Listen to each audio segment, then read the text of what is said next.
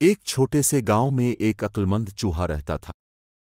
उसका नाम राजू था और वो अपनी होशियारी की वजह से मशहूर था। एक दिन गांव में एक नई बेली आई। इसका नाम मिस्केटी था और उसे अपनी शिकार की महारत पर बहुत फख्र था। मिस्केटी राजू को अपने शिकार के तौर पर देखती है। उसने इसे पकड़ने के लिए कई जाल बिछाए, लेकिन राजू चालाकी से हर बार बच निकला।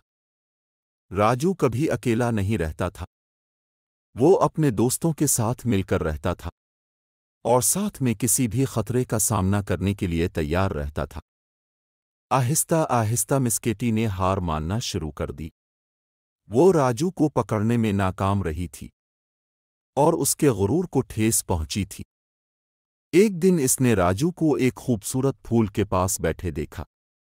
मिस्केटी ने सोचा कि ये राजू को फंसाने का एक अच्छा मौका है। वो आहिस्ता आहिस्ता फूल के करीब पहुंचा, लेकिन फूल के तने में एक जाल छुपा हुआ था।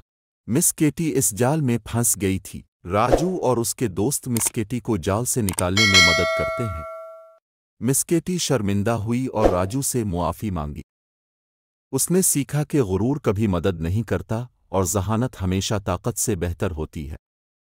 अखलाकियात: गुरूर अंधा कर देता है, हिकमत रास्ता दिखाती है।